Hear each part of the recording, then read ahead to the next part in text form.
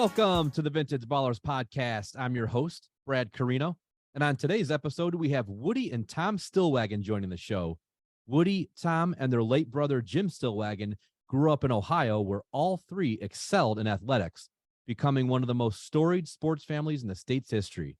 So without further ado, please welcome Woody and Tom Stillwagon.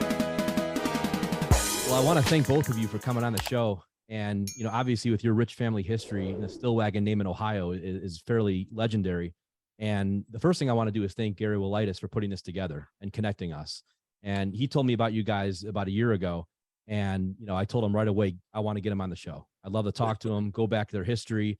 Obviously talk about your brother, Jim, as well. You know, I want to really get into all this because there's so much to talk about. And you have such a rich family history with sports and Ohio. So the first thing I want to do with both of you is, you know, if you want to introduce yourselves, and I want to take it back to your youth and talk about your, you know, your parents, your grandparents, and where you grew up and when you fell in love with sports. Go ahead, Woody, then I'll add to whatever you have. Well, I'm the oldest of the Woody Stillwagon family. My grandfather was Russell, and he dates back to the Peter Stillwagon, which goes back to the American Revolution. But the Stillwagon's been around a while. My grandfather, Russell Stillwagon, was a baseball player back in the days of early professional baseball. And and Woody, what years are we talking about? I'm talking about the 1880s, 1890s. Wow, that's incredible. And he was in the original baseball back in those era.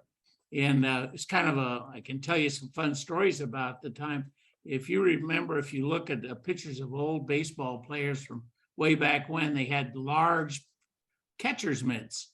And one time I asked my grandfather, I said, how did you get all of those scars on the back of your hand? And he says, well, I was a catcher back in those days. And I said, oh, well, how did you get the scars? And he says, well, catchers in those days were allowed to interfere with the batter. And he says, I could hit the batter's bat with my glove while he was trying to hit the ball. Really? And he says it was perfectly legal.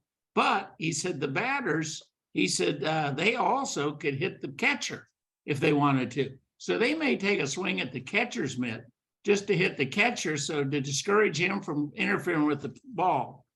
But that's my grandfather, and he had three boys. One was my father, Woody. I have two uncles. One was Richard, and his name, my grandparents weren't very clever naming people. My father's name was Woodrow, and the doctor named him Woodrow because he liked Woodrow Wilson. My father's middle name was August, and because he was born in August. And he had two younger brothers. One was named Richard William, and the youngest one was William Richard. So there was not a lot of creativity in names, but my father was Woodrow. I am the oldest of three boys. I went on to pursue engineering, and my other two brothers were really extraordinary athletes, and I just kind of tagged along and played sports. But I think Tom can tell you more about himself and his sports. And he was the one that was most involved with Jimmy and his football days. Well, when we growing up in those days, you know, Woody and I were talking about this. In those days, we went to St. Vincent's, Malvern St. Vincent's, and each class had about 30 kids, 30 boys and girls in the total class. So we didn't have very many people in the high school. So you played every sport. I played baseball. I played football.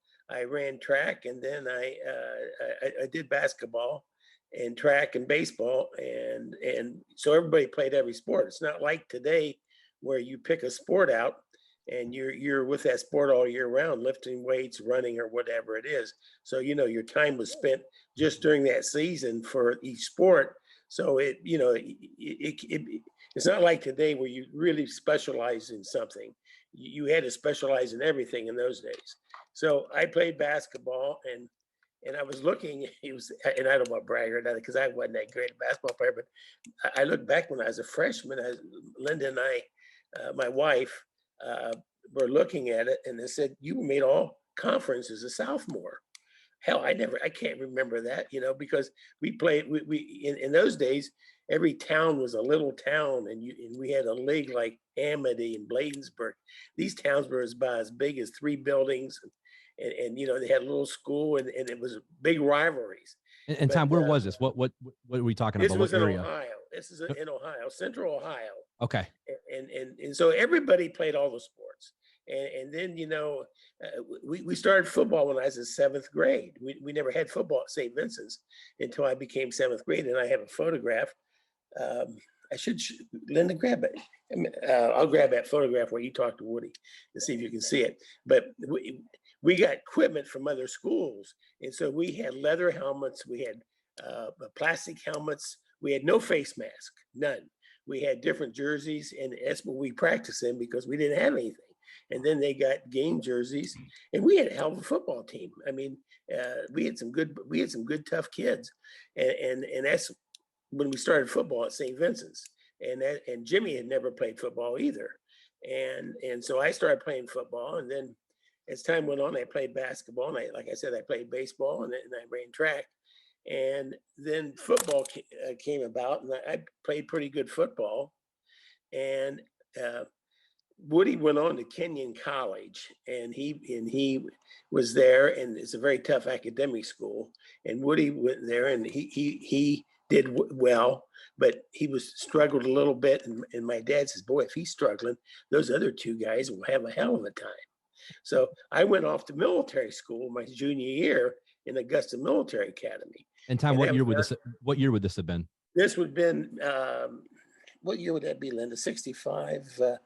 It would be about 1960, 62, 61.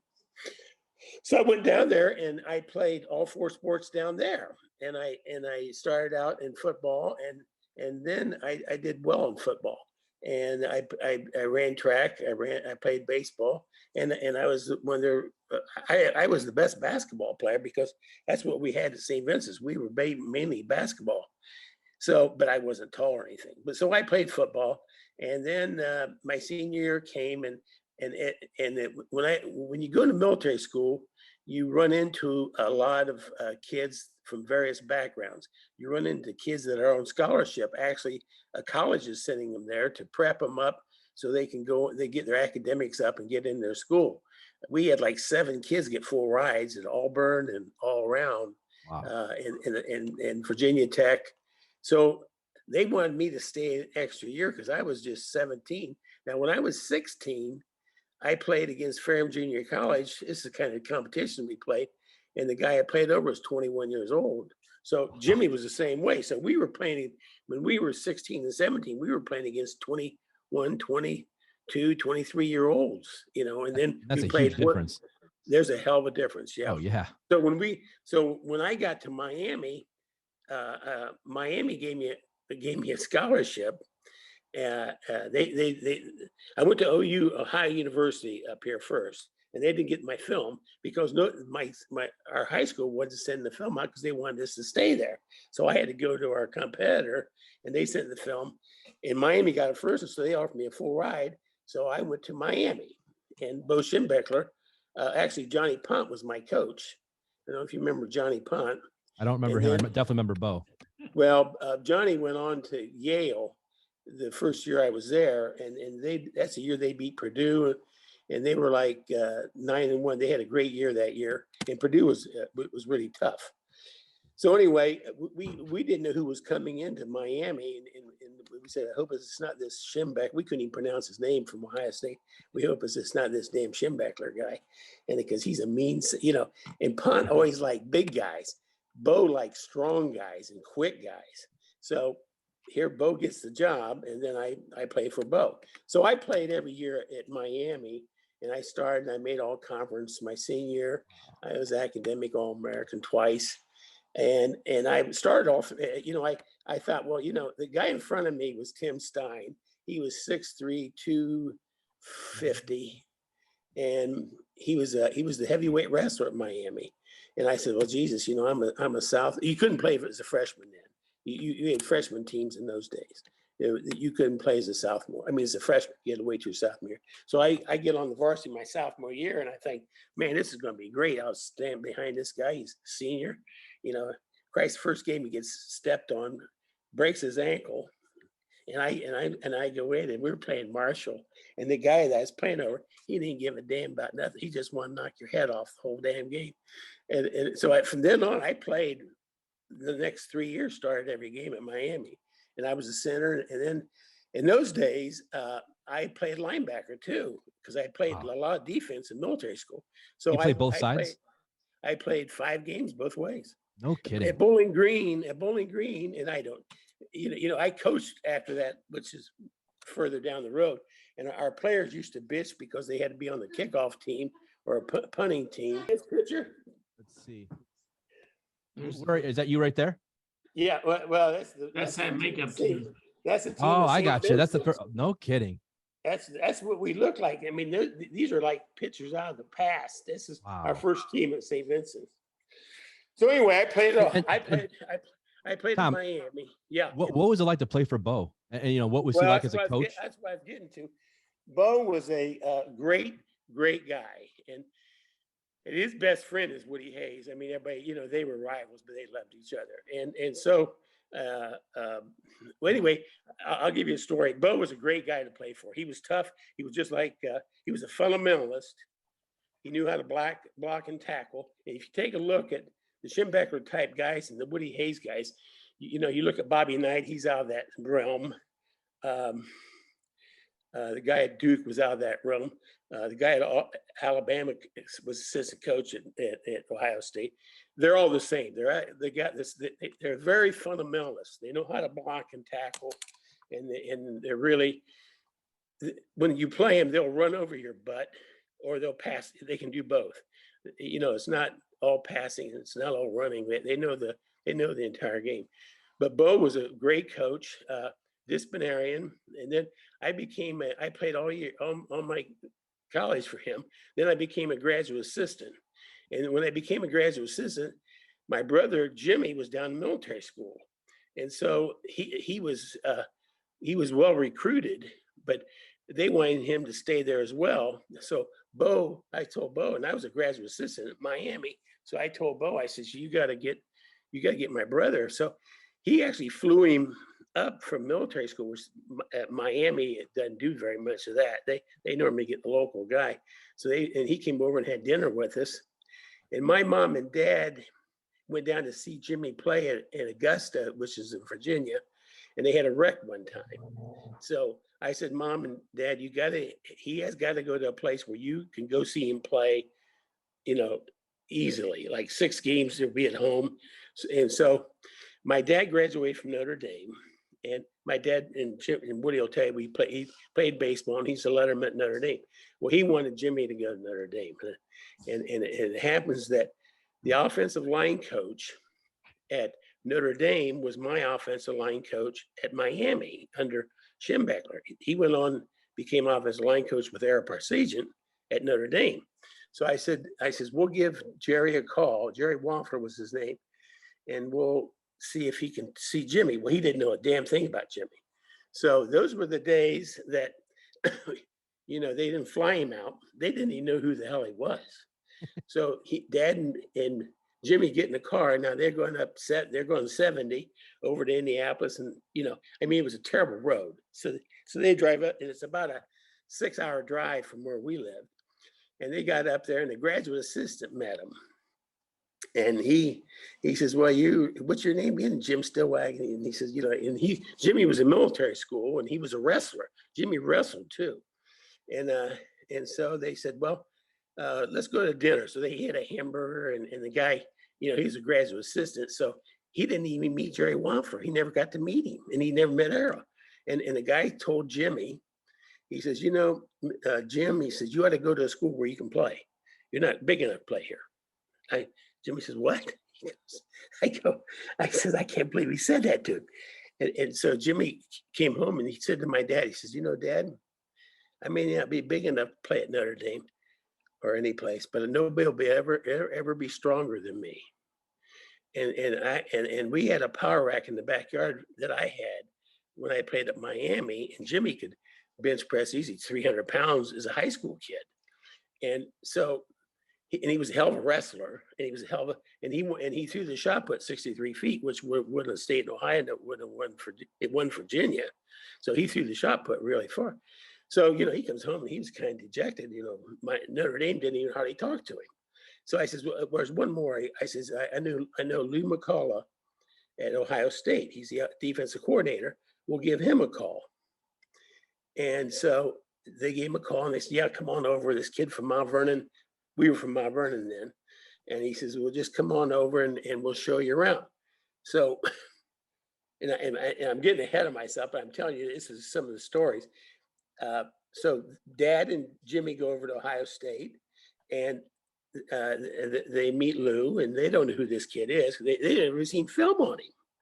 They said, well, he just called up, and he's from Mount Vernon.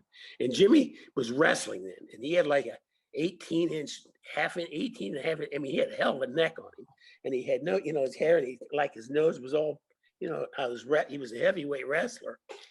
And so Woody says, well, who's this kid? And he says, this is Jim Stillwagon. He said, well, come on in here. So he goes in there, and Woody was a military buff. He loved military. So he started talking military because Jimmy was in military school. And Jimmy he says, what, have you read anything? And this is, Jimmy told me stuff. He says, yeah. He says, I read about that whale, the whale that, and he goes, you did? He says, yeah. And he says, well, that's good. He says, and he he started getting into military, and he talked about military, and he says, well, you know what? He says, you want to play at Ohio State? And Jimmy said, I love playing at Ohio State. And he shook his hand. He says, well, you got a full scholarship here. Wow. And so he walks out, and Lou McCullough says, hey, what'd you think of that kid from Mount Vernon? He says, I really like him. He says, well, we're going to get film on him. We'll evaluate him, and we'll see what we're going to do with him. He says, you don't have to worry about it. He says, I already gave him a full ride. They never saw film on him. And he got a full ride to Ohio State just by the looks. And, another story on that is Jack Tatum. You remember Jack Tatum? Oh, yeah. The linebacker. Yep. Yeah. Well, Jimmy says, he almost didn't go to Ohio State. Woody almost didn't take him because he had a mushy handshake. And Woody didn't like mushy handshakes. Too soft of a handshake. Jack Tatum's mushy handshake. And that's a true story. Jimmy says, wow. He says he wasn't going to take him. He says, because he had and Jimmy said, I about broke his hand when I shook it. And, they were the fabulous kids, that sophomore class that won everything. Oh, yeah. They didn't know this kid from Mount Vernon. They never saw a film on him. And that's unbelievable. That's a true story. Yeah. And I want to get back to that, his playing days at Ohio State for sure. And before we do that, Woody, take it back to your youth and the sports you played, and kind of how you grew up, and how did you fall in love with sports? Well, I was much like them.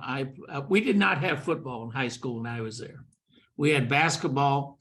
And we were in a league, and to be in the league, you had to play all the sports that were there. And I had to run track, which I didn't know a darn thing about.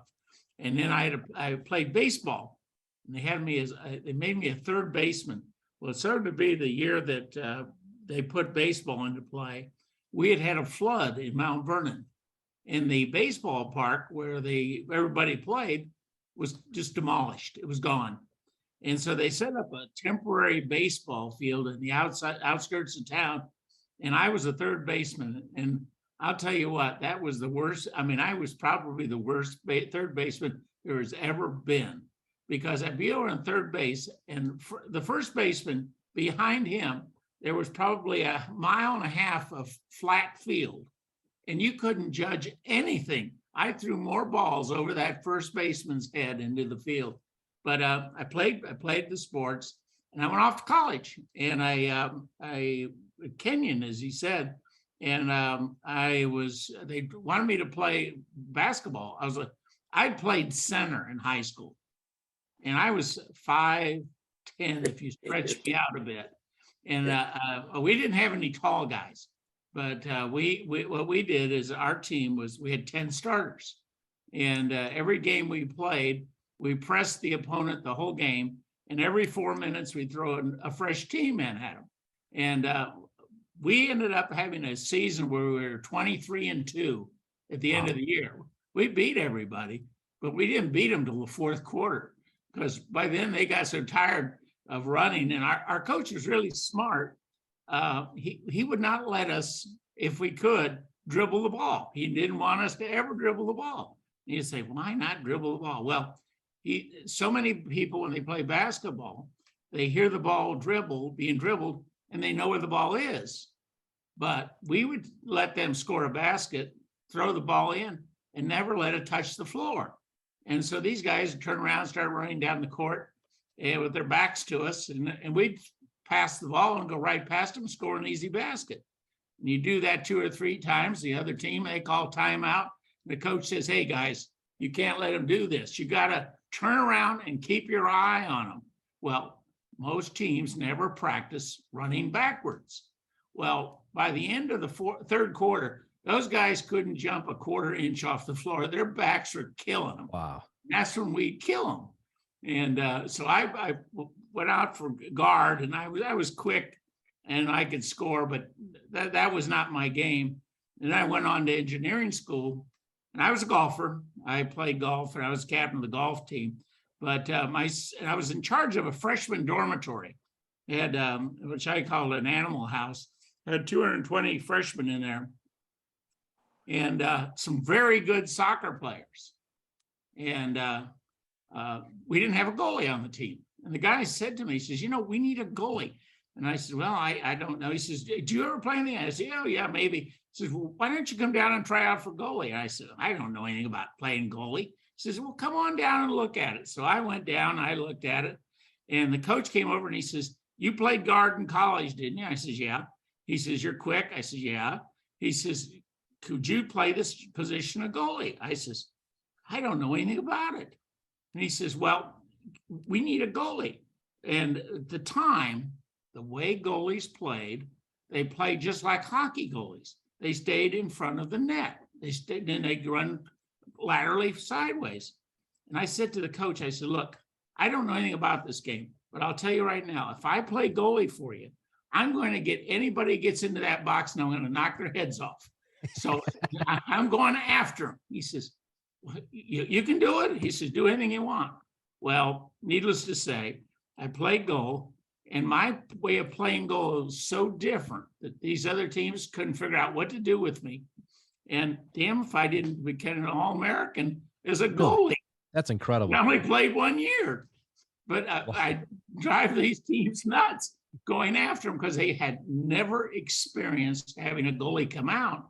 And one of the things that happened is because I came out and I was taking the ball away from them, and I could throw the ball a long ways and I could kick it a long ways, they started shooting from further and further out. So the further they shot out, the easier it was for me.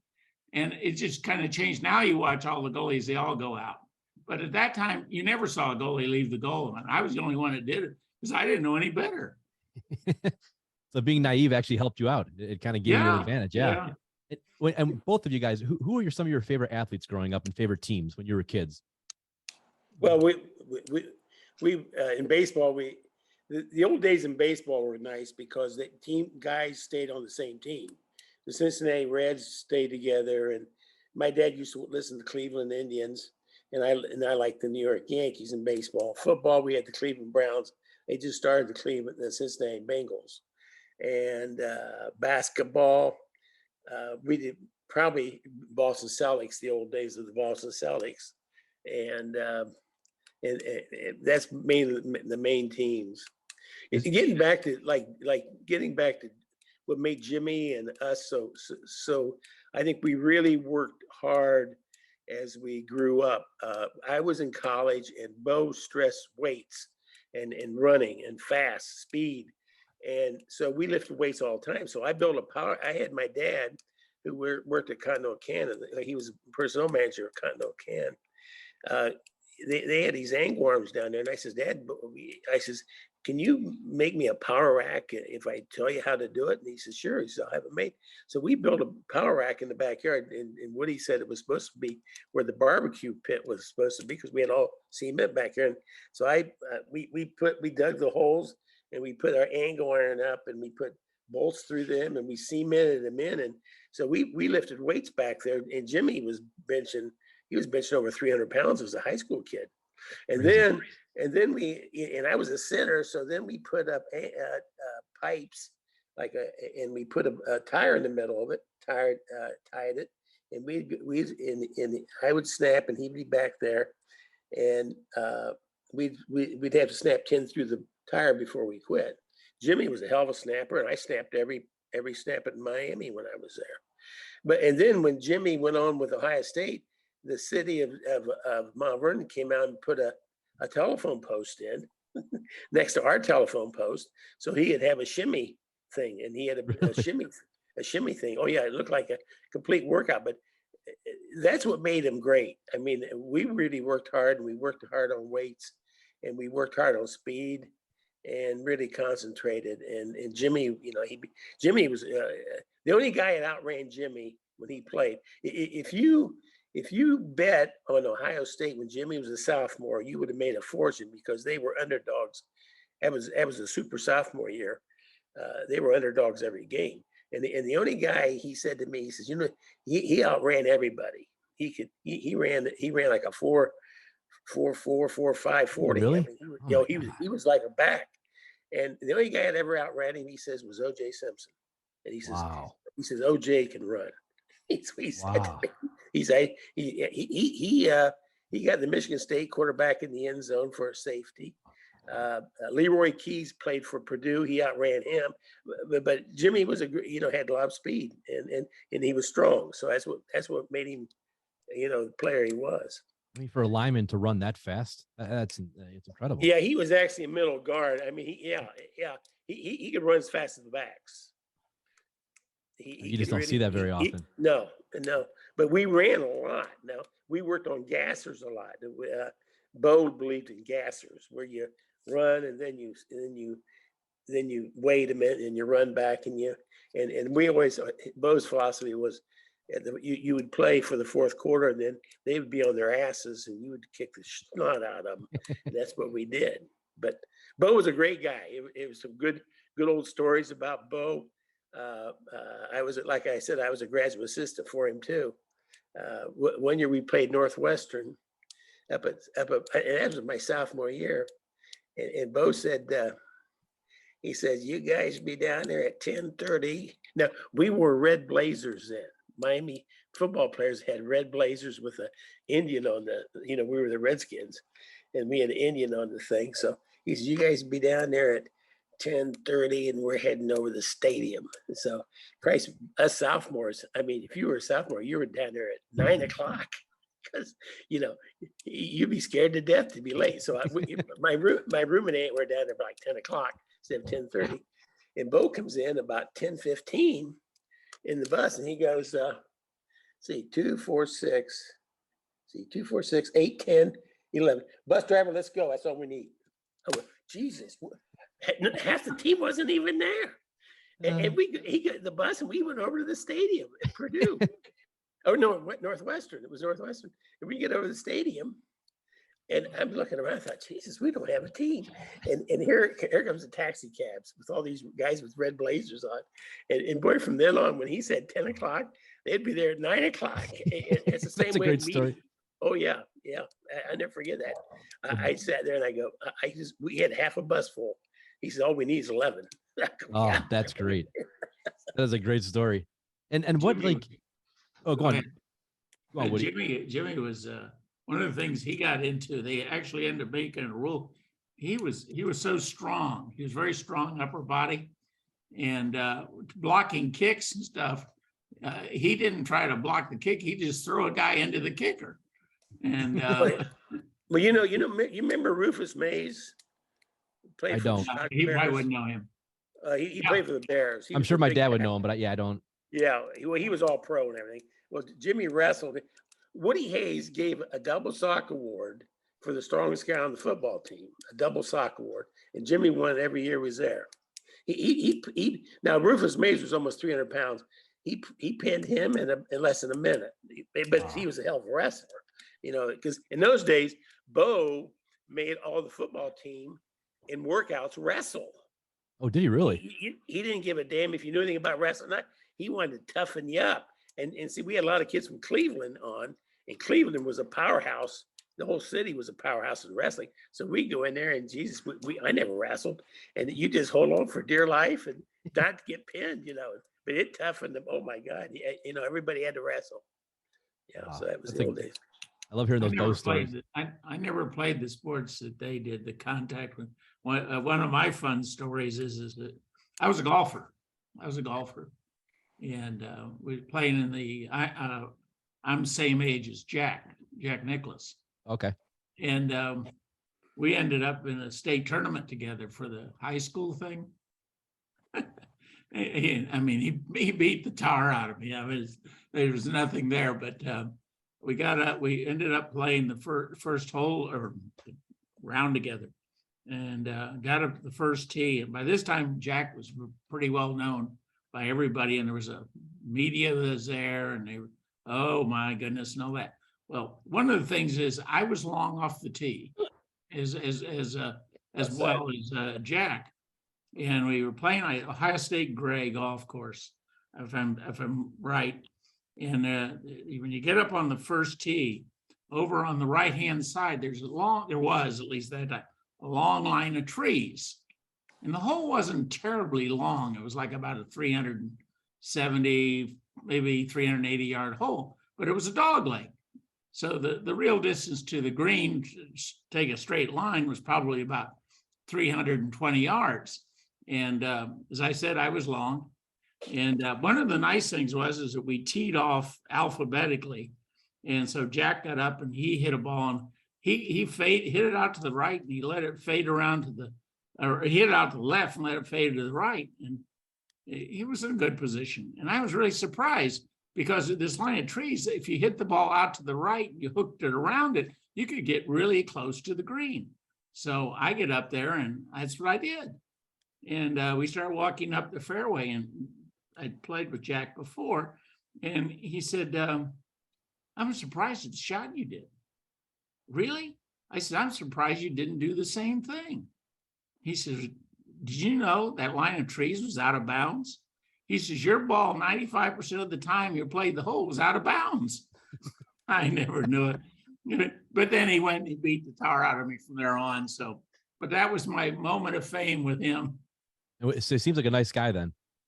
He was a nice guy. The only thing, he was a nice guy, I think, but he used to be the intimidator.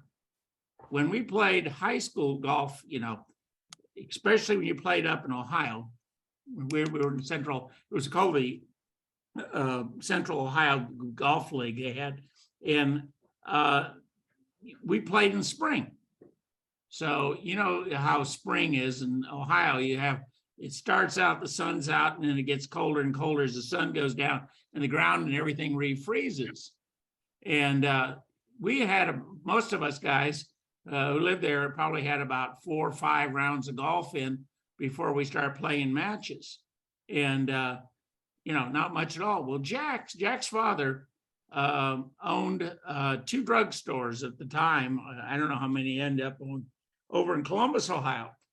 And Jack and the pro from Scioto Country Club would go down to Texas during the winter, and the pro would give Jack lessons, and he had a tutor down there, and he'd play golf all winter.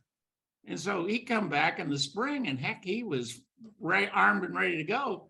And we had about 4 rounds of golf under our pockets, and we go out there, and you go to the first tee, playing your first match with him, he'd show up with a caddy. You talk about intimidation, because all the rest of us are all carrying our bags. And here's Jack, he's got a caddy. And from then on, it was all downhill. And when you guys, like, looking back at, and actually, Tom, or Woody, real quick, go back to, you were talking about your family that was involved in I think it was the Revolutionary War. Yeah. Or some of your, talk about that real briefly. Well, Peter Stillwagon, he came over to the United States, about 20 years before the American Revolution. And he was in the whiskey making business. And he had a brother, Jacob, and Jacob was also in it. And they settled in New Jersey. And he married And his wife and he were they were very rebellious. And he was one of the Minutemen for George Washington. And he was one of these guys that was doing these sneak attacks on him here, there, and yonder. And he got captured twice. But his wife got him out of the Hooskow both times. And she was one of these, what they call the Molly Maguires. And she was a character. And the two of them, after the war, moved to a place called Connellsville, Pennsylvania. And that's where my grandfather, he played for the Connellsville Cokers. And that was a baseball team in the early days of baseball. And at that time, it's a city, it's not a town, it's not too far from Pittsburgh, where the steel industry is. And one of the key materials that you use in making steel is coke. And it so happens to be that this town of Connellsville is very rich in that material. And so he played for the Cokers. And as I said, he was a catcher. And that's kind of, there's a lot of Stillwagons around that area. I think there's one time there was like 40 of them that lived in the area. So it must be a crazy place. Wow. That's a really cool story. And the fact that you had that kind of family history that goes back that far, that you can trace back. I mean, that's many people don't have that. Yeah, we were they were really characters, and they all did. Every one of them got into mischief, so it made it easy to track them down. So I want to let's go to 1968 when your brother played for, it's one of the most infamous Ohio State teams of all time, the championship team. What are your memories of that year? And what did Jim, what are Jim's memories? And what did he tell you guys about what it was like playing on that championship team? When Jim was a freshman, the year before that, they couldn't play because they had the freshman rule where the freshmen played. Well, the freshman team scrimmaged the varsity and they beat them in the scrimmage, the freshman team. And that was Tatum and Rex Kern and Jimmy and all the, that whole group. And so Jimmy told me a story. He says, I was out there one day and he says, we were scrimmaging the varsity. And he says, so he says they snapped the ball. And he said, I made the tackle in the backfield. And how in the hell did you make that tackle in the backfield? How'd you get back here so damn fast? He says, Coach, the right guard, every time he puts his left hand down, he's going to go left. And when if he puts his hand up on his knuckles, he's going straight. And so I said, I knew he was going left. So and when he says, he says, you're kidding me. No. So they went back there and the guy put his hand down. He was going to show him he was going to go left again. And Christ, he goes right and knocks Jimmy on his ass.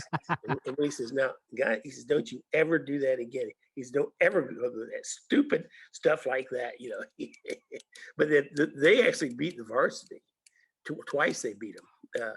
And they couldn't play varsity. And they just had a great team. I mean, you go there and play, and they played with intensity. They had great speed. And like I said, about every game they were underdogs. They played some great teams. They played the Mustangs out of Texas, whatever the hell. And I remember they had a great player, and they beat them. And SMU, yeah, they had SMU, and they had a great player back. And like I said, they were underdogs about every game, and then they just sailed through that. In his 3 years at Ohio State, they got beat by Michigan. At Michigan, that's when Bo had his heart attack right after that game. And I went up to that game. My wife was Linda was pregnant at the time, so I went up with my old roommate from Augusta. He lived in Columbus, and so we went up and watched the game in Ann Arbor, and Woody didn't go after him. Jimmy was very unhappy with the game plan. He just thought, they should have been aggressive. They got behind, and it was tough to catch up, and they got beat. And then they went on. Michigan went on the Rose Bowl, and Woody and Bo couldn't coach because he had a heart attack, and Jim Young was their head coach out there. So then the next year they went through their whole season undefeated, and they got beat by Stanford with the big quarterback at Stanford. Plunkett. Yeah. Oh, yep. That's only 2 games they lost though in the 3 years that he played. I think he was 27-2. I think he was. Yeah, So yeah, incredible. Yeah. And they shouldn't have lost any of them really, but they did. Yeah, one of the things when they were going out to California, and Jimmy was one of the captains, and Woody was like Bo. Today they don't hit as hard and they don't practice as hard. They're like the old days of spring practice. You'd knock the hell out of each other. And nowadays they push and shove a couple of days. We had to get 20 days in, and if it would rain part of the day, Bo would never count it. He said, "Hell, we can't count that day," which was illegal, but it was legal. But when they were going out to play Stanford, the seniors, they were seniors, and they said, Coach, they were talking to Lou McCullough. He was the defense coordinator. And he said, Lou, he says, boy, he says, he's really, we played the whole season. We're undefeated. We're kind of beat up a little bit. Maybe we could, cut it back a little bit when we get up there on the practices. We don't need to knock each other's head off, because even Bo would, if he didn't like practice, hell, we'd scrimmage on Friday before the game, which is crazy. It is crazy. I mean, we'd have a goal line scrimmage, 1 against 1. And he says, "I'll teach you guys not to play right," And so Lou says, "Well, I went to talk to the old man as Woody." He says, he kind of agreed with that. He says, "I think, we're going to cut back." Jimmy said, "That's good." He said, "I'll make the team happy." So they're on the plane. They're flying out over Colorado or some damn place. And when the trainers comes over and says, "Hey, Jim, put your foot up." He says, "Put my foot up." He says, "Yeah." He says, "We got to get you tape. We're going to practice as soon as we get off the plane." And Jim says, "What?" He says, "No, we're going to practice. We got to get him taped now, because Woody wants them taped. So as soon as they get off the plane, we're going to go practice." Yeah, that's a true story. Jimmy says, "Jesus," he says, he just couldn't believe it, but they, in those days, you were, you're almost beat up. I mean, you were tough nails, because with no pushing and shoving anymore. And they had some great players, and but like I said, that was a hell of a team. Oh yeah, excellent. I can't remember, Tom. Who were the 2 fullbacks? One was Jim Otis, and who was the other one? Brockington was one of them.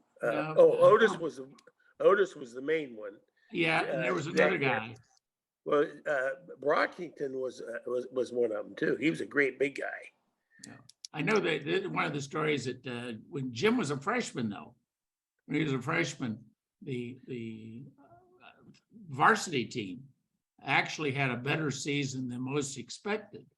And Woody was very close to Jimmy, talked to him. And apparently had called Jimmy into his office. And he said that the varsity guys, Otis, and I can't think of the name of the other fullback, we're having the way Woody played it is you play 1 would be Otis, play 2 would be the other guy, play 3 would be Otis, and he just kept switching fullbacks. And he said, those guys their heads are getting too big for their helmets. And he says, we're going to have full contact tonight. And he says, I want you to hit them.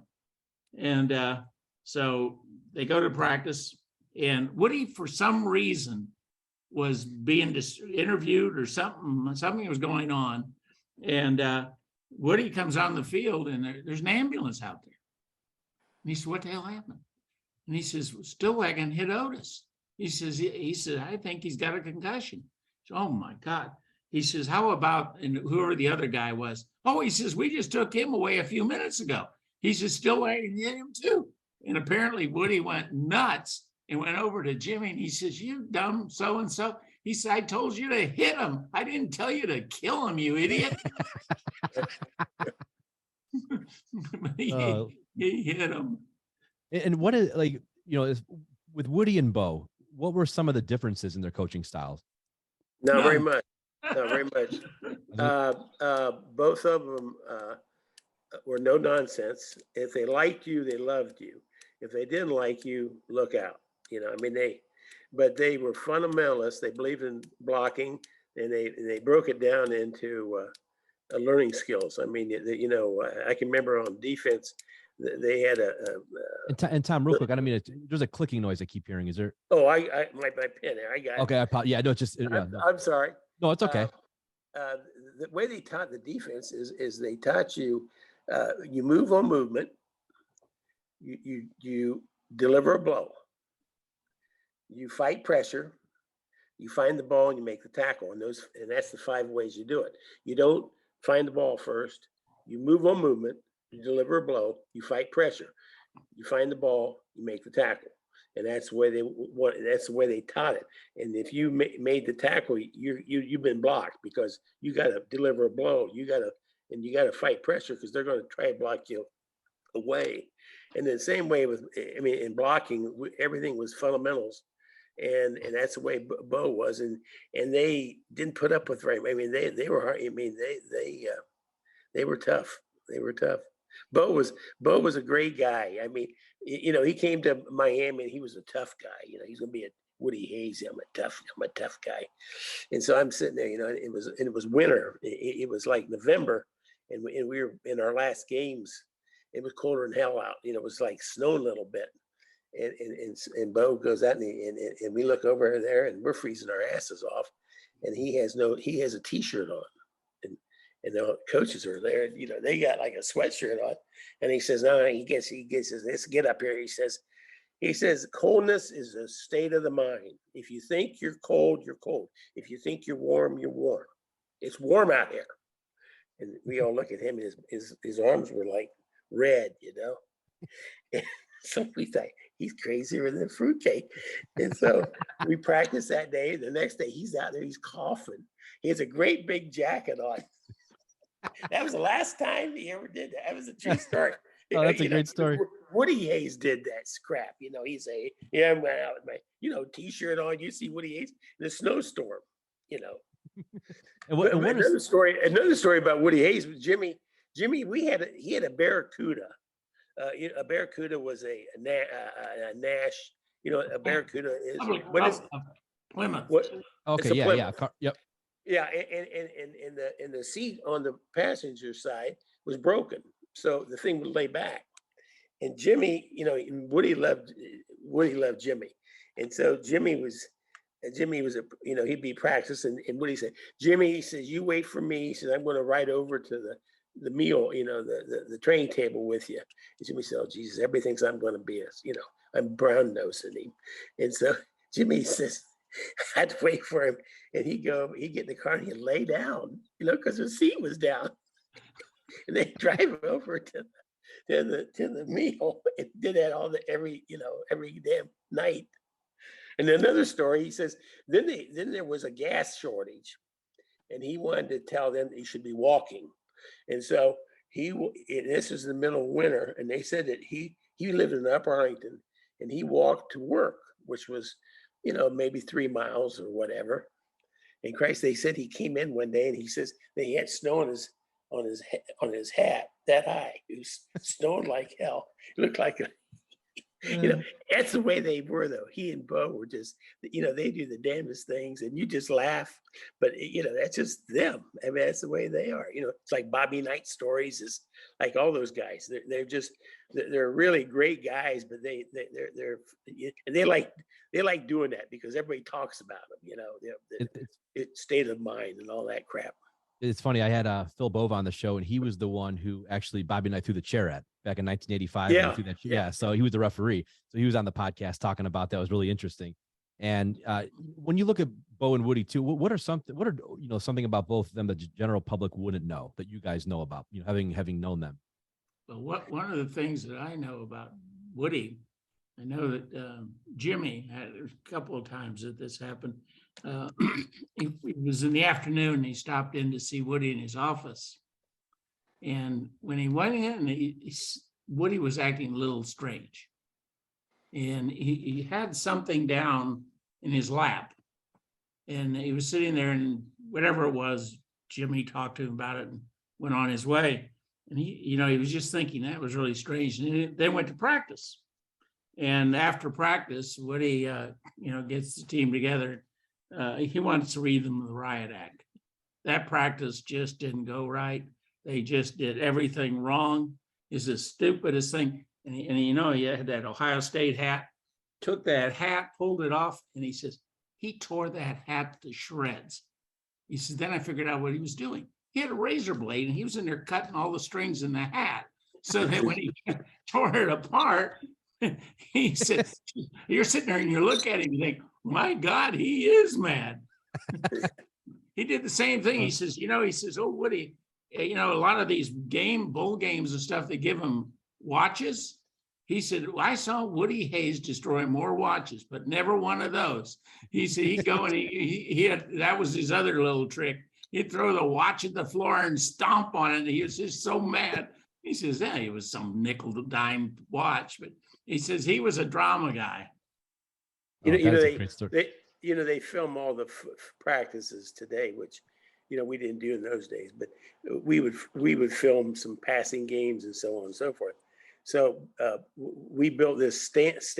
If you've ever been to Oxford, we played in the middle of a field that the students were walking across our practice field. I mean, it was nothing like Ohio State or anything. And they built these towers up so they could take film. And so Bo says, one of the assistants was in charge of film. Jerry wasn't Jerry Wallford, I can't remember. Anyway, he says, do you have that film all ready to go? He says, we're ready to go to practice right now. He says, is that film guy ready to go? He says, well, Bo, the regular film guy that does our film had to go away. And he says his assistant is up there and he knows what he's doing. And he says, are you sure he knows what he's doing? He says, oh, yes. He says, and this guy didn't know a football from a basketball. So so Bo gets everybody in the huddle and he gives them a passing, zip in on 3. And they get out and Bo's, and the quarterback's going, 87. And the guy up in the film says, hold it. And Bo said, what the hell's wrong with you? He says, you got to tell that one guy to move in. He says, I can't get him in the picture.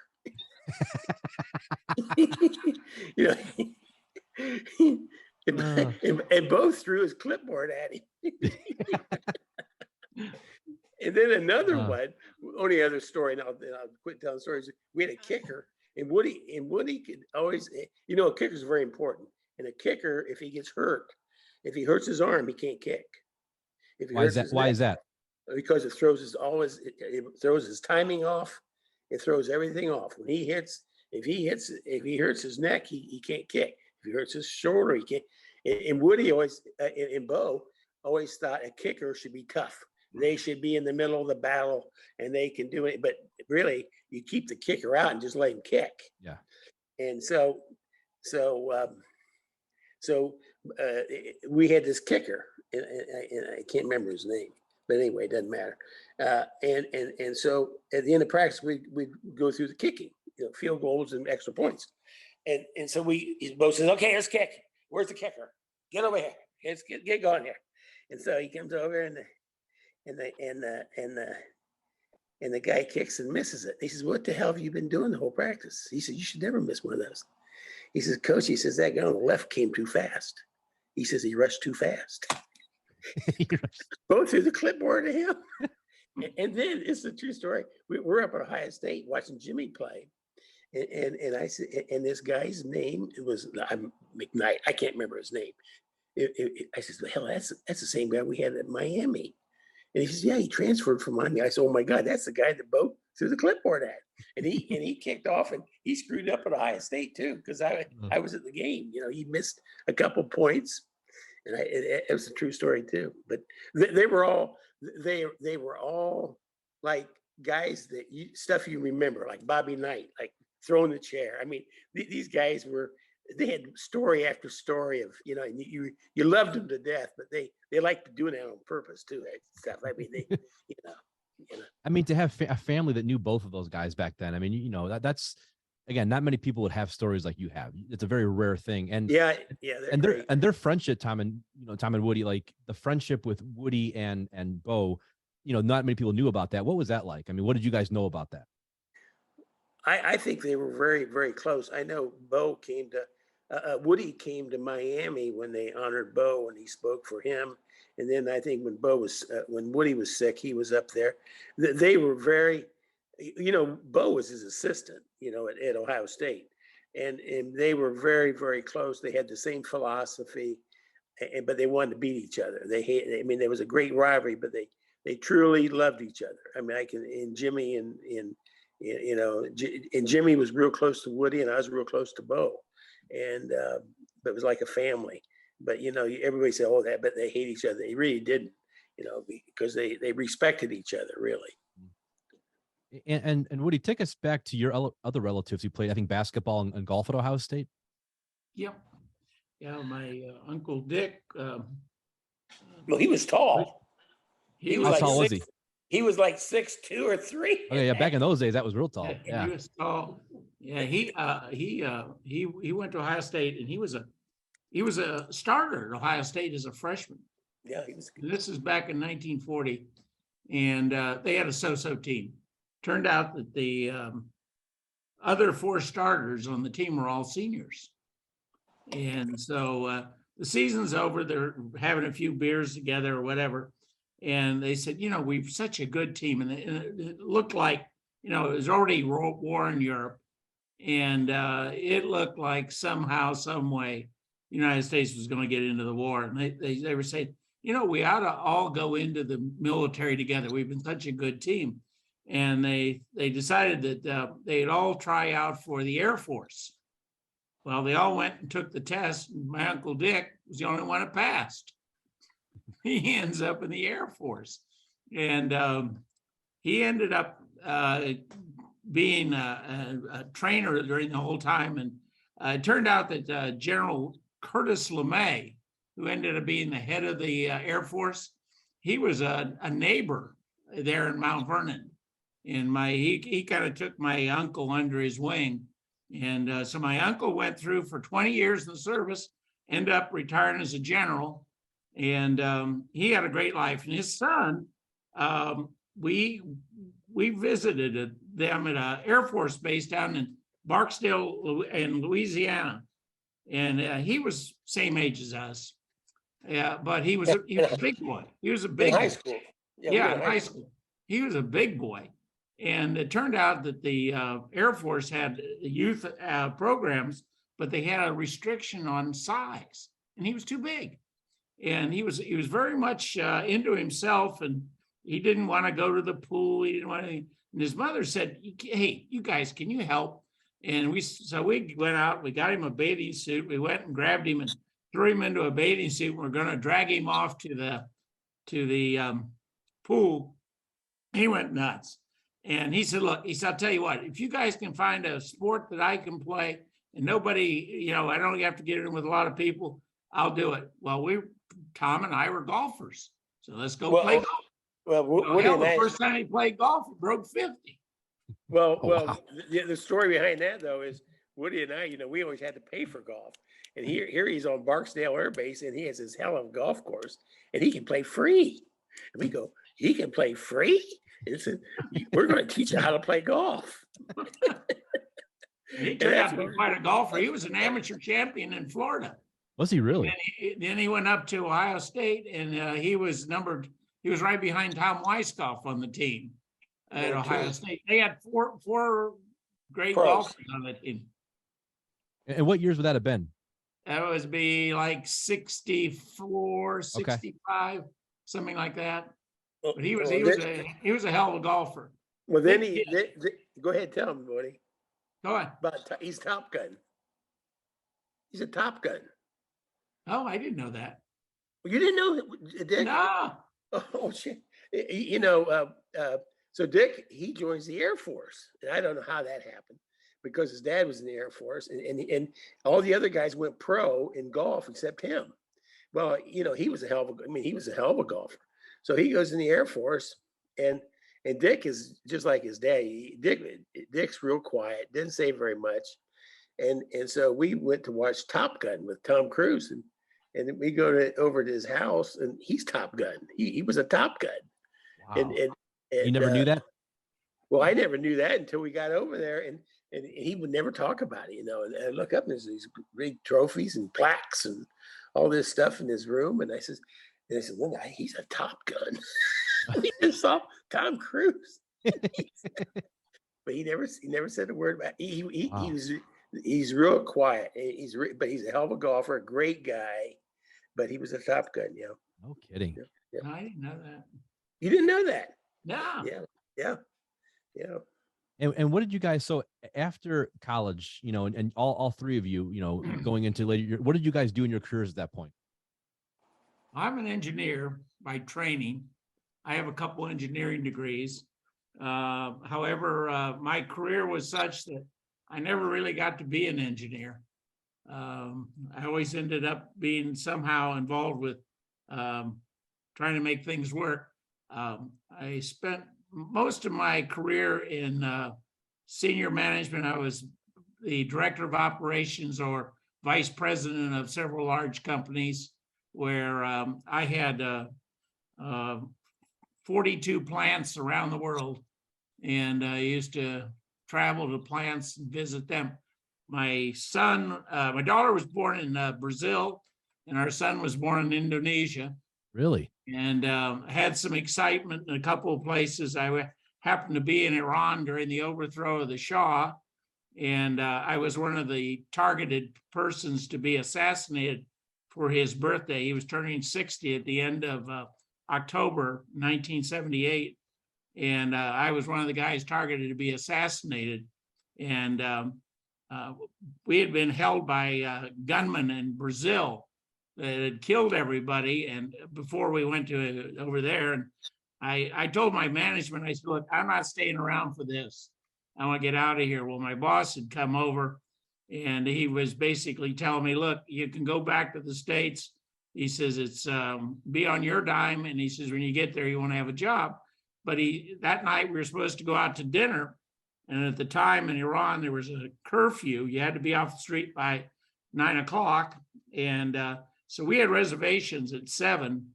About 5:30, he came to me and he says, those reservations we have at the place, it's for 3 of us, himself and my wife and I.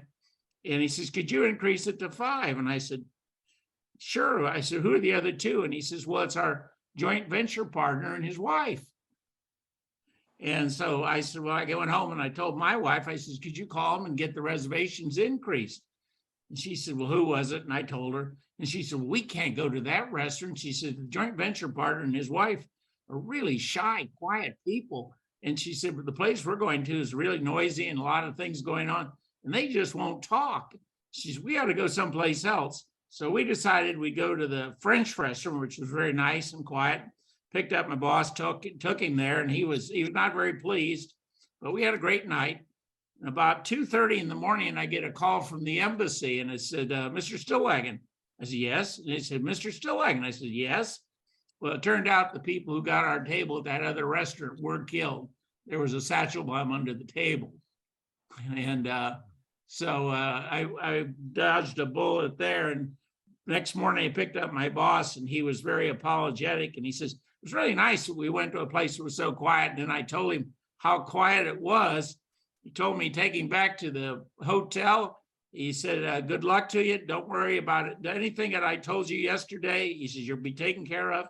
And he says, good luck. And he left. He got on a plane. I never did see him again. He was so shocked. But that was one of the experiences. And Woody, why were you guys on the assassination list? Well, I had in Iran, early in 1978, Jimmy Carter came over and proposed that they have a free government in Iran. And at the time, it was just a monarchy. And people started raising Cain and said, yeah, it's right. Let's do what he says and all that. Well, finally, the Shah conceded about May, and he says, okay, let's do this. He said, we'll have elections, we'll elect people. And he says, you can have parties. Well, overnight, there were 17 parties came into existence. And then the Shah had a party. Shah had 60% of the vote, and the other 40% were divided by the other people. And so there was no chance that anybody was going to beat the Shah. But finally, in July, somebody asked President Carter who he was going to support in the Iran thing. And he said, well, he was going to support the Shah. Well, when he said that, everything turned sour there.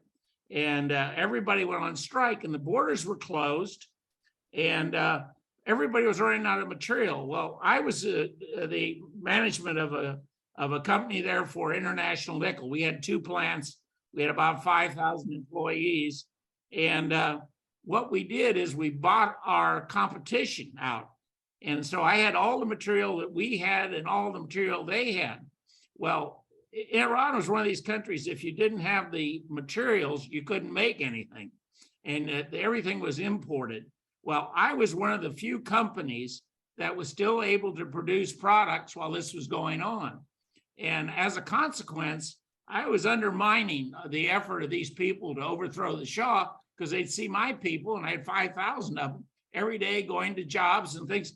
And so there were 60 people targeted to be assassinated. That's how I got to be one of the 60, because I was upsetting the apple cart in overthrowing the Shah. Wow, that's an incredible story. I mean, that must have been scary. Especially being in a different country, and that's a terrifying story. I know. The funny thing is, we left the country, went to Switzerland, hid out in Switzerland for 10 days, and finally everything cooled down. And I decided, well, I'd try to go back. And I was in Geneva, and I told him that I needed to get your plane out of Rome and get back. So they said, oh yeah, everything's going fine, but there are strikes going on in Rome. I said, oh, okay. So I flew back to Rome, and we were supposed to fly from Rome to Tehran with an intermediate stop. And the flight from Rome to Tehran is 8 hours. And we were up about 4 hours. I'm thinking, we got to see something pretty soon. We ought to be landing. Just about then, I look out the side of the window of the plane, and I see this city down there. And about then, a pilot came on. He said, ladies and gentlemen, off to the left of the plane, he says, you can see the city of Beirut. And he says, as you know, we're supposed to make an intermediate stop there. But he said, they're fighting at the airport, so we're going to fly on to Tehran. So we did. And we got to Tehran, and we were in a 747, the big one, and got there, and all the lights are out. Everybody at the airport's on strike. And we hear this knocking on the outside of the plane, and I put a 40-foot extension ladder up to the plane so we could get out of there. And I got out of there. And the next day, I ended up going to a bank that they blew up. So, oh my God. Every day it was an adventure. And I got my wife and the kids a ticket and got them out of there. And it took me another month while they diddled with me some more. Oh, you could write a book about that. I mean, that story alone. Yeah, it's always fun to live these things. Yeah. Wow. That's one lifetime in 15 days. Yeah. And Tom, what about your career? Tell us about your career after college. Well, I went into a very highly paid career coaching. My wife, Linda, got her degree, and I got my master's degree at Miami, and I was in administration, and I got a head job at Graham High School. And at Graham High School, with my wife teaching the second grade and me being head football coach and science teacher, we made a total of $9,000 together. So that was the old days. And Tom, where's Graham High School at? That's up by Urbana. It's over by I know Urbana. Dayton, north of Dayton. Yep. Like Piqua, like kind of that area. Yeah, right around there. Yep. So we were making less than 10,000, and but those were the days. And I love Woody Hayes, but Woody Hayes used to go to the football clinics, and he used to talk about how unimportant money was. I mean, you gotta coach, and you gotta give yourself, and you may not make the money, but don't worry about it. Well, he was like that until the end of his career. Then he realized he didn't have that much money. Woody was not a rich guy at the end. And you look at salaries today compared with salaries when we started, it's like day and night. And so I went on, became a head coach for a couple of years, and built a decent program. And then my old college roommate was at Findlay High School, where Rothenberger was. Yep. And he wanted me to become offensive coordinator. And so I went up there and I doubled my salary. So I was only there a year. Then I wanted to get in college. So then I moved out to Hiram Scott College in Nebraska. Okay, And we Nebraska. we had a lot of outlaws, a lot of kids, it was like, it was one of those satellite schools. In fact, when they built the school, they built it like a Holiday Inn because if the school went down, they had a Holiday Inn. It was like a hotel, and they made it like that. And when we were there, we beat Boise State. We played Boise really? State. Oh yeah, and we had some great football players. We really did. But the school went bankrupt, and I went on to University of South Dakota, and I coached there for 2 years, and then I went on to Eastern Kentucky, in Richmond for 2 years, and I went to Miami University where I graduated from, and then we won the championship. We had great years there. We were like 10-1. We lost to Michigan State. We beat Georgia in the Tangerine Bowl. And what years would this have been with Miami? This was what, Linda? What year was that? Tangerine Bowl? Yeah, 80. 74. 74 like that. And then we beat South Carolina, and we beat Georgia, and we beat Florida. Wow. And then we beat, the only team we lost to that one year was Michigan State. We lost 13-12. And Ronnie Zook, who was head coach at Illinois later on, he was our safety. Zook. Yeah. And he was our safety, and he was just a sophomore then. He got beat deep. And we got beat, but 14-13. And otherwise, we'd been undefeated. We had great teams then. But now you compare the salaries then. When I was at Miami, Dick Crum was head football coach, and we had Joe Novak. I don't know if you remember Joe. He coached at Northern Illinois, and we had a lot of good coaches on there. And Dick Crum, we were 10th in the nation, in the real 10th. In the UPI and the AP, we were 10th in the nation because we were a good football team. And Dick Crum was making $33,000 as head football coach, and the main assistants, which I was one of them, was making $16,500. That's how much they were making then. Today, the guy guarding the wastebasket makes $150,000.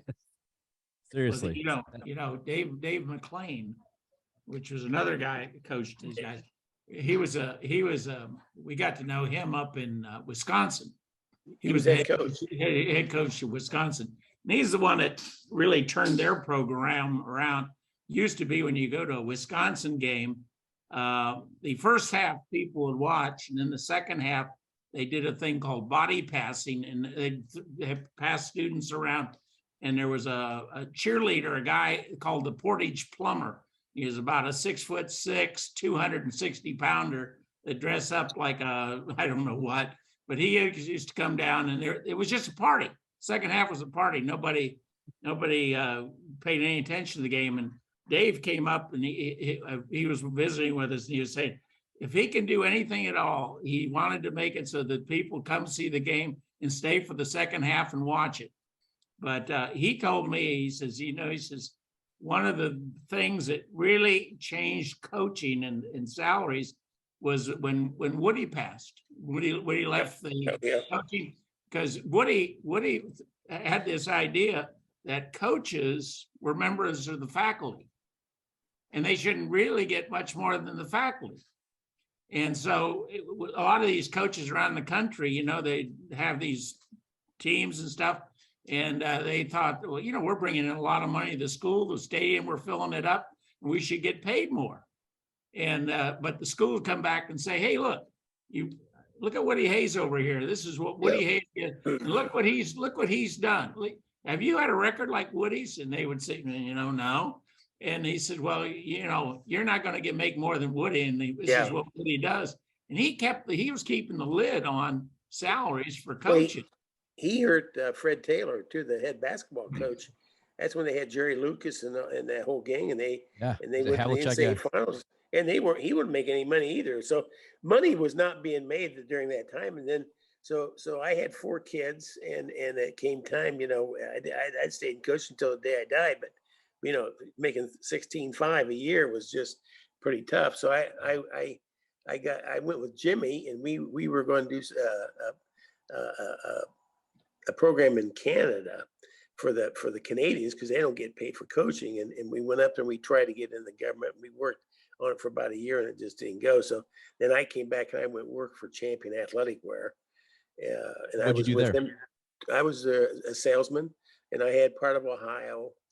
And then I had part of Indiana. And then I ended up, I had Notre Dame was my final. I had the biggest account in the company was Notre Dame, and I was with them 25 years. And then I went with Holloway, a jacket company that makes all the jackets, and then I was national sales manager for them as well.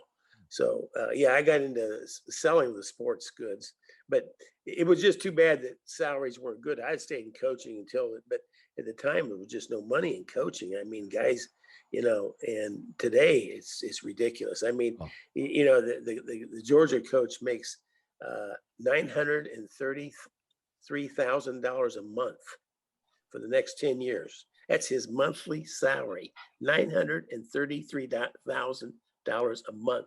I mean, think about that in just a span of 40, 50 years. How much it's 11 million a year. 11 million a year for the next 11 years. I think he signed, and then the coach from Michigan State signed for 10 million.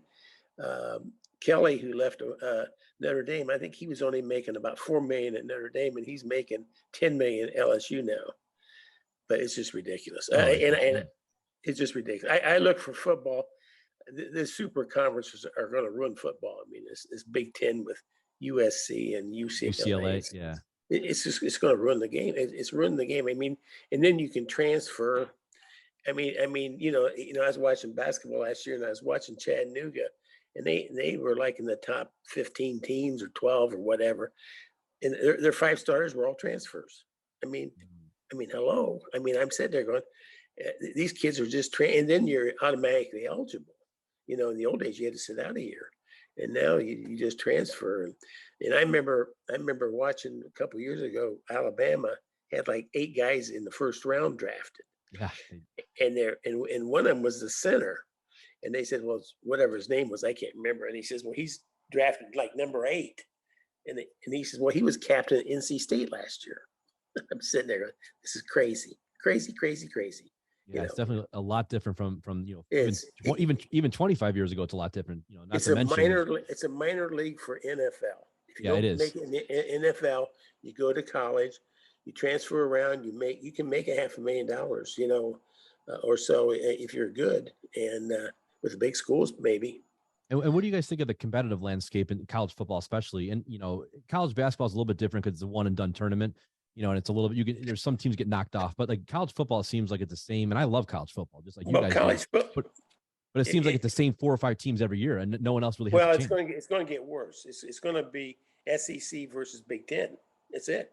Because if you're any good, if you're at Memphis State and you're a good football player, you're not going to stay at Memphis State. You're not going to make any money. You're going to transfer to Purdue or Michigan or SEC school, and that's what's going to happen. It's tough being a coach today. I mean, you go out and people don't realize how hard it is to recruit, and you get this kid and you groom him and you get him in, and he gets halfway decent. He's going to transfer out to Ohio State. That's what he's going to do. And I look for changes in the coaching area too, because it's a tough racket. I mean, it's the rich get richer and the poor get poorer in the internet. You're right. It's the way it's going to be. And I feel like the competitive landscape just in the last 15, 20 years. I mean, I think in the last 15 years, if I'm not mistaken, Clemson and Alabama have won 10 of the 15 or 16 championships. I mean, just those 2 alone have won, and again, I mean, I guess in certain sports, you have the Yankees dynasty and you have the current, Warriors in the NBA, and certain teams have dynasties, but this is they're almost unbeatable because they're like you said, they had how many first round picks alone, on their team. So it's getting, I think a lot of college football purists are kind of getting sick of it because they're like, we don't have, we just don't, I don't even bother watching some of the games at the end. I don't either. The blowouts. I could watch it. Its transfer rules is ruined it. I mean, you can transfer. I was watching Gonzaga playing basketball. And they said Joe Schmo, I don't know who it was. He made the key gold and he won the game for him. And he transferred here from Memphis State. Or I'm sitting there going, he wasn't even there. And this is, you sit there and you want to be alumni, and these guys aren't going to be alumni of your place, and they're just it's a semi-pro NFL or basketball league. It's all it's going to be. Yeah, what do you think, Woody? I think one of the things is, and we've kind of seen it at Clemson. There were several players at Clemson last year that were given money, since they can now advertise and promote them. And I have a kind of a watching them play, and the players that they had, they're guys making money, but the guys that aren't making money, they can lay down for these guys. I know that one of the things that my father told me about one football game where there was a team of the guys that had helmets, their heads too big for their helmet. And the coach sent in a play and just told them to lay down and let these guys get their heads knocked off and then see how important these linemen are. But I see now with all this money just going to a few players in this portal, I think it's going to hurt the other guys. What the hell are they playing for? Well, it's like Notre Dame played North Carolina this year, and I didn't watch the game or anything, but so after the game was over, it was on sports, whatever. And they said, well, 3 of the North Carolina players went on portal. They were transferred out after the Notre Dame game. And I'm sitting there going, this is just ridiculous, I mean, they had a bad day and they got ticked off. They said, screw it, I'm going to go to some other school. And then the bad thing about it is they go in and they're immediately eligible. I mean, it's going to be these kids aren't going to be graduating. When they transfer, their credits aren't going. I don't know. There's nothing about academics. It's going to be interesting to see what the next 5, 10, 15 years bring with all college sports, but especially football and basketball. Because like you said, it's turning. We'll see how it goes. And I mean, I look back even when I was younger. I'm 38. But when I was a little kid in the 80s and 90s, even in basketball, most guys stayed 4 years. I mean, guys like Tim Duncan stayed 4 years at Wake Forest. Not anymore. If you're a good player, you're out in a year. You're going to the NBA. You're going to make your money. Right. They're That's not even right. so. It's very different than it was. And in football is the same way now. It's players are looking out for. And part of me, I understand it from their perspective with the money. Of course, I definitely get that perspective. But like you said, for the game right now, it's dicey because it's just getting, and especially when some of these colleges are getting all the best players constantly. In Alabama, I know they love it. But they basically have an NFL team every year, and people are just. It's like Southern Cal and UCLA are going in the Big Ten. Okay, California has a rule that if a state doesn't have guidelines for the GBLT, whatever it is, the different factions out there, then they won't pay their way. In other words, if they don't conform to to what they believe in different social things, they're not going to pay their way. So that means when Southern Cal or UCLA plays Michigan, is one of the states that they can't go to, and Ohio is one of the states they can't go to. Those teams have to pay their own way. The state's not going to pay their transportation there. And the other thing it's going to be is like a tennis team playing Rutgers from USC. It's going to cost them a fortune to fly out there. Across the country. Yep. All that stuff. It's costing them a fortune. Now, take it back real quick to Jim's career after college football and his semi-pro career and then what he did with his career. Can you guys take us back through that? Well, Jimmy got drafted by Green Bay, and the old Notre Dame coach. And before you start, Jim was the first Lombardi Trophy winner in history. He was the first Lombardi Award winner. Yeah, he was the first. That was on radio one day when I was driving along. It was the quiz, and I didn't have a phone. I mean, think about that. He's the first ever Lombardi Trophy winner. That's a heck of an accomplishment. Yeah. He gets drafted by Green Bay, and they made him an offer, and Theismann got drafted by Toronto Argonauts, and so did Jimmy. Well, Toronto doubled anything Green Bay would pay him in money. So wherever they give you, we'll double it. Well, in those days, he should have gone to Green Bay, but he went to Toronto, and he was all pro, and he's in their Hall of Fame up there. But he and Theismann lived next door to each other. Theismann was a quarterback, and Jimmy was on the line, and he had a real nice place up in Caledon. And I used to have the Bengals when I was with Champion. I did the Bengals uniforms, and I was down there one day, and the old the trainer was Marv Collins, who was our assistant trainer at Miami. So, and Tom Gray was the equipment manager. So I'd go down there and I'd see him, and I do the uniforms. And Marv says, I want you to meet somebody. He said, so they went out into practice, and they were watching them practice, and it was Paul Brown. He came over with a straw hat on. He says, I want you to meet Paul Brown. And I met Paul Brown, and so we're talking. He says, you're Stillwagon. I says, yeah. He says, your brother was a great football player. And I says, he was, but he made a hell of a mistake. And I says, what? He said he should have came to the NFL. He says, just his benefits would be worth it. And he was right. He was right, because the CFL has no benefits. They just pay you. But he said that, and I thought that was right, That's a heck of a compliment too, coming from Paul Brown. Oh yeah. He says, he was an icon. Yeah. Well, Jimmy went up there and had a great career. He was in a game, and he made a tackle, and there was blood all over his uniform. And he says, Jesus, I must, he thought he really hurt this guy, the fullback, and he did. But he also ripped his thumb off. He got his thumb caught up in the mask or the helmet area. And he got it ripped off. So, he was the guy who was bleeding. So they took him to the hospital in the ambulance, and they have to block his arm to fix his thumb. And when they blocked his arm, they killed his nerves in his shoulder. And that did his career in right there. And he couldn't sue. You can't sue the state, or you can't sue the country in Canada, because it's public medicine. So he couldn't get any benefits, even though they screwed up. They should never have done what they did. But that's in his career. He was all pro. He went to the Grey Cup. They won the Grey Cup, and he's in their all-time team for the Argos. They did a big thing for him, and he had a great career up there. But I wish he'd have gone to the NFL, because he had done well in the NFL. And at that time, they were looking for taller guys. If you were 6 foot, you weren't tall enough to play. Today, they don't care about that. In those days, you had to be like 6'2", 6'3", and they thought that was very important. And the only thing he lacked was height, but he had speed and strength and everything else. And what did Jim go on to do? One of the things that he had also, this was before free agents. See, if they had free agency at the time, then he could have negotiated going to another team that would have paid him. But what was the coach? What was Green Bay?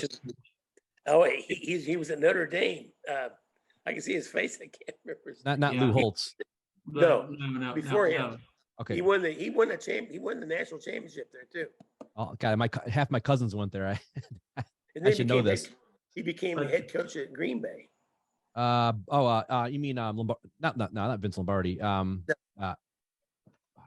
Lombardi's wife very much wanted Jim to go there, and but it was a dollar and cent decision. But they just didn't want. If they had free agency, he could negotiate and move on. But he couldn't do that at that time. You were the property of Green Bay, and they couldn't go anyplace else. So he was stuck with the deal they gave him. Yeah. Well, he came back to he had a real nice place in Canada. Then he moved back to the States, and he went to work for Jostens, the ring company, and he did a real good job with them. And then he formed his own company, which exists today. It's Stillwagon Enterprises out of Columbus, and they do awards for various companies, State Farm and all these insurance companies and stuff like that. And he was in that business, the rest of his until he passed away. Yeah, Jimmy lived a fast, tough life. He never stopped. He raced motorcycles across country, and he was like number one in the country for over 50 years old. The guy was over 50, Really? and I mean, a good story. He came down here, and he had to have his shoulder done because it was screwed up. And we're driving over by Ocala down here in Florida, and he says, "Well, I raced there," and he says, "I did a 180 over there." He said, "I flipped off the bike and landed on my feet." I says, "He's crazy," and then we went up to Gainesville, where University of Florida is. He said, "I raced over here too," and I said, I just couldn't believe it.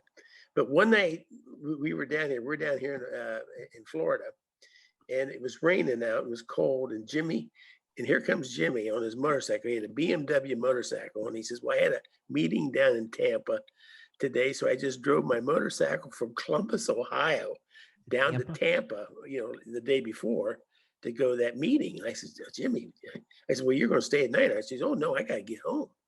I says, "You can't go on that motorcycle through the mountains. It's cold." And it was rain. It was cold.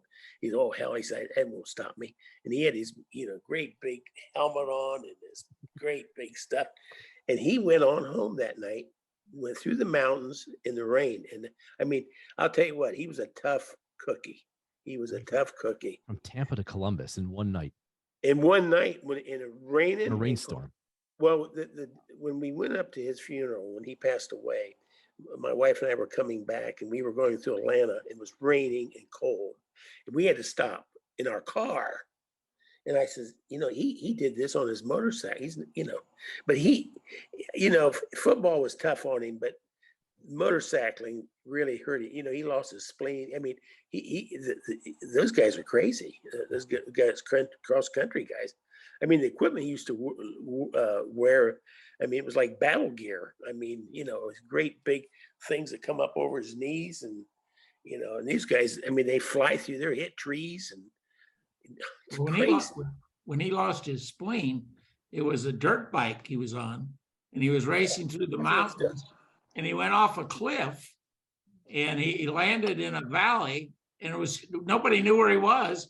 He carried the bike up back up to the track, and then rode it on in. And he went on home. 2 days, his spleen was ruptured for 2 days. Me? Oh my God. He was crazy when it came to that. I told him, I says, "You're crazy." I says, but he loved that stuff. He had a big bus with a trailer, and he hauled the trailer, and a bunch of guys would go racing every weekend. But that's really tough on you, cross country motorcycles crap. But that's where I really beat him up pretty good. And guys, I have a few more questions for you guys, and we could talk for hours. But one of the questions, and you guys don't have to get into any of this, of course, but the incident that happened in 2012, that obviously he was vindicated years later. Is there anything you want people to know about that they don't know about that situation? Well, what happened there was Jimmy. When my mom and dad died, they're in Mount Vernon, and Jimmy was in Columbus. That's like 50 miles away.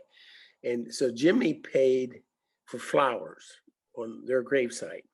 And then every whipstitch, he'd just take a drive over to check the flowers. And so he was on his way over to check the flowers. And he's going down through Delaware, which is between where he lives in Mount Vernon.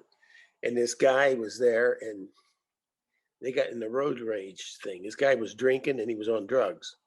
And so Jimmy, Jimmy carries a gun with him, because he had a lot of money all the time, in his business. And so this guy tried to run him off the road.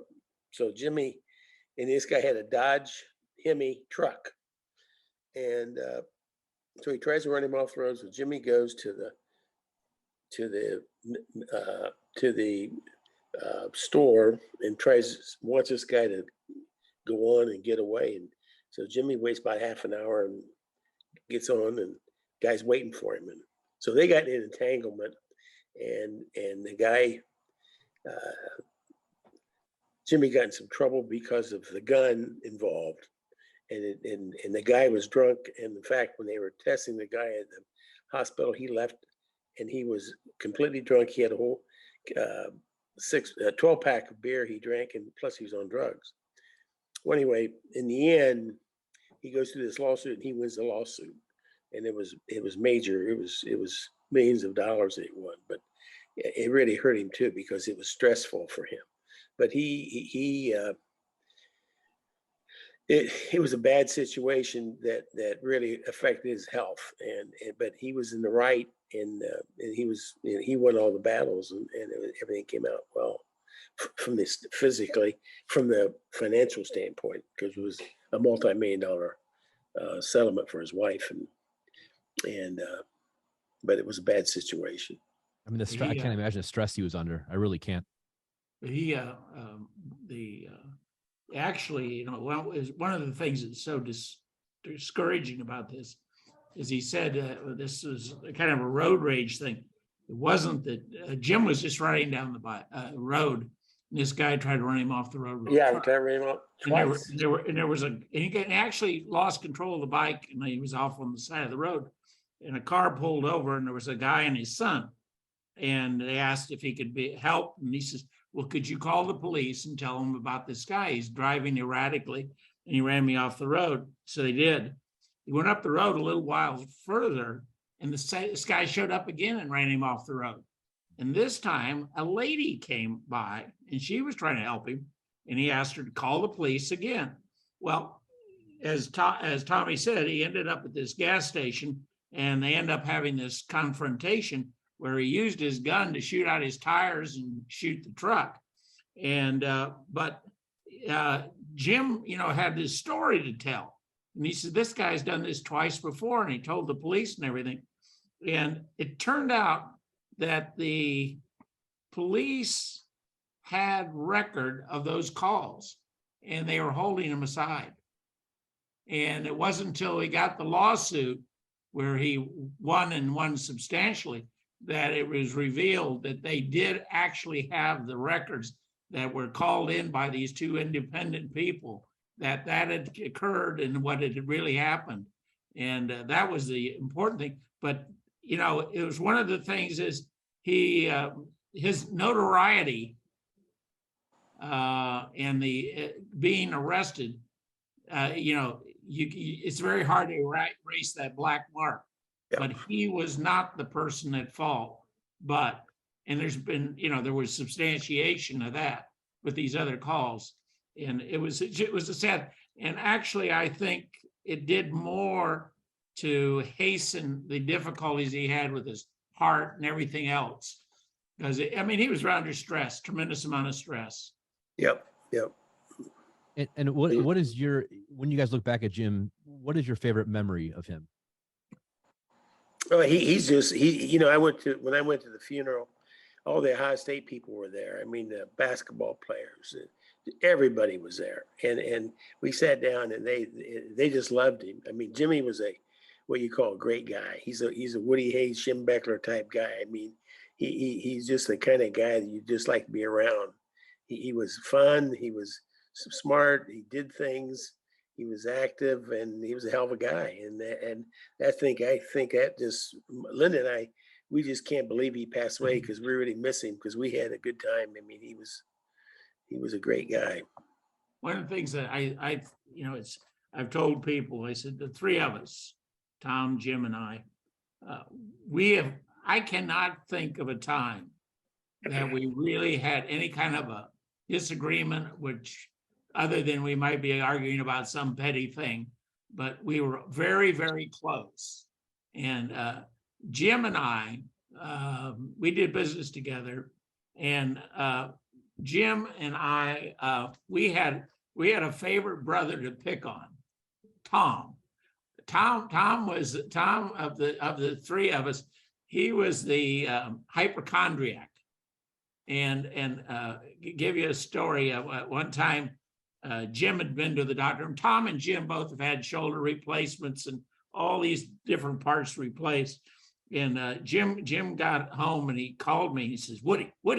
I said, what's that? He said, I was just at the doctor's office. And he says, I was sitting there, and behind the door, he had this thing there. And I looked at it, and it was saying that people who have had shoulder replacements, that one of the things is it diminishes the circulation of blood and stuff in their shoulders. And, it may cause some complications. And I said, oh.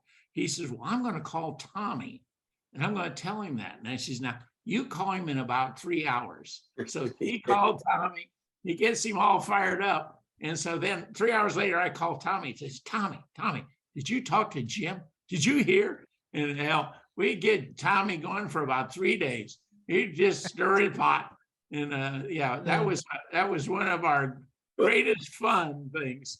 Oh, Jimmy had his shoulder done, and he had a bad shoulder, so he had his shoulder done, and he checked around, and the places to get your shoulder done were in Seattle, Dallas, or New York. And New York was the main place where Dr. Bigliani at Columbia Presbyterian, he was their head guy there, and so. This Dr. Bigliani is a guy that does all the New York Yankees. He does all the movie stars. Anytime you see him around, there's people around him, doctors from all the world come. And the prosthesis is named Bigliani. Is it really? Yeah. I'm telling Jimmy my shoulder, I had arthritis, and I said, I got to have my shoulder done. He says, and so I said, well, I'm going to have it done here in Dayton. He says, you're not going to have it done in Dayton. He says, you're going to have it done in New York. I says, well, he's now going to call Dr. Bigliani up. He says, I'll talk to him. So I'm sitting at home, and Linda's there, and I'm gone, and the phone rings, and now it's Dr. Bigliani. He's like a movie star. I mean, he's big time. I mean, he's no little guy. He's well known throughout the world. And so here he calls me. He says, is Tom there? And Lynn says, no. So this is Dr. Bigliani. Jimmy wanted me to call him up and talk to him. And so is he going to be home tomorrow night? And I says, yeah. Lynn says, yeah. So he calls me up the next night, and he says, Tom, he says, I'll tell you what. He says, you send me get an X-ray, and I'll think. And he says, just send it to me, and then I'll talk to you. Well, he says, I'll save you a trip.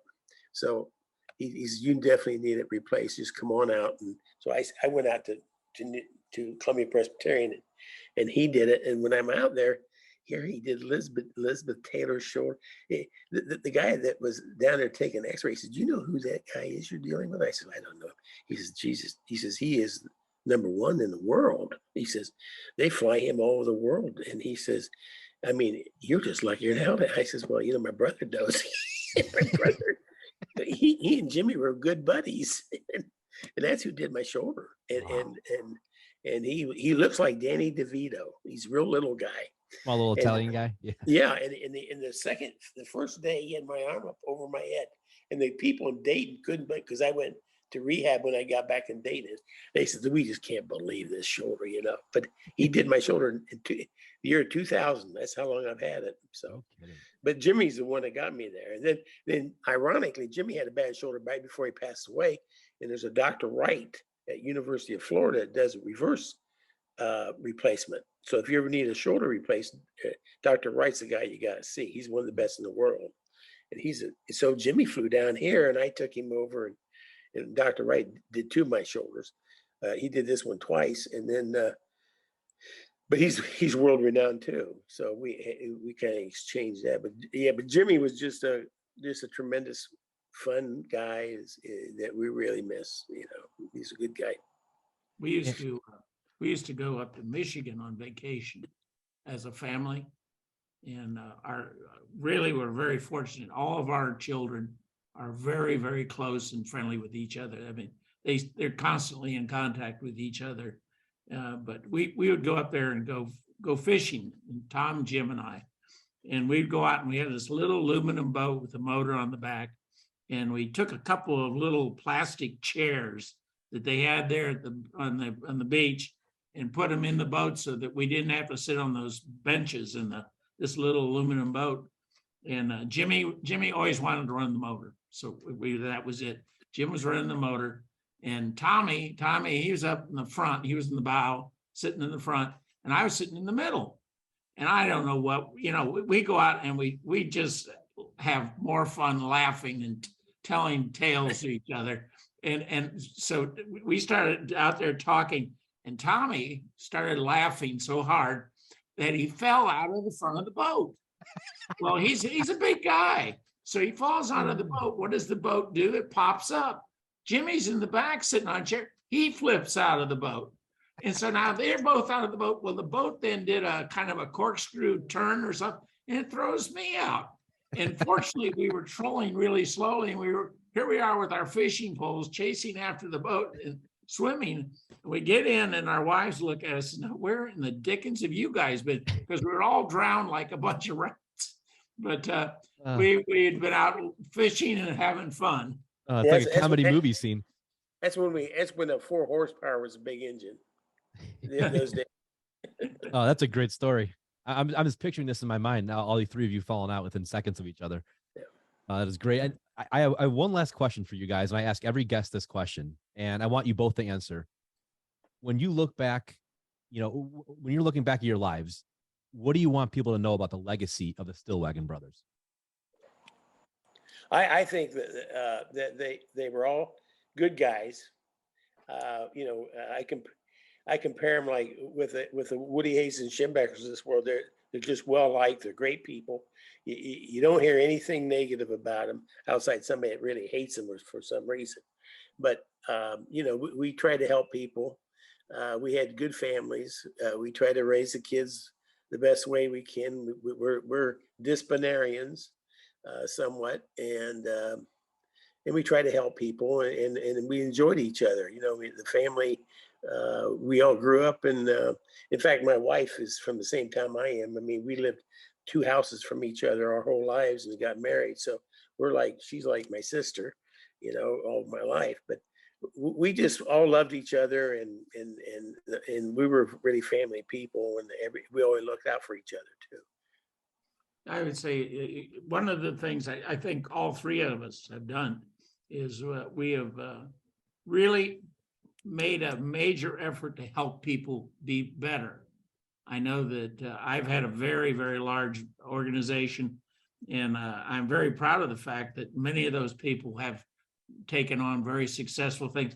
But I think that coaching and our dealing with people, I think we've helped people be better. And one of the things that I think is rather neat about our family, Tom, Jim, and I are all athletes. And we played at a very high level, and we still say we love each other. We still hug each other, and our children and our grandchildren are all very loving and very caring for each other. And I think that that's the thing that I'm most proud of is that how we as a family have been so respectful and helpful to each other. I mean, our children are constant contact with their cousins all the time. I just think that's been a great, great achievement. Yeah. Woody and Tom, I really want to thank you both for coming on. It's been an honor interviewing you guys. And you have some of the most fascinating stories of any guest I've ever had on this podcast. And I've had some good ones on this podcast. And you guys are right up there with anybody. And your family history is, just the sports history alone is, as rich as anybody's I've ever interviewed. And I really appreciate that. There's a lot of people that'll get a lot out of this podcast because, again, you guys have some incredible stories, and your history goes back so far, and your history with Ohio alone, Ohio State and Bo and Woody, et cetera. Just an incredible experience. So, I really appreciate both of you coming on the show and doing this. And my wife just said, you have a great voice for radio and TV.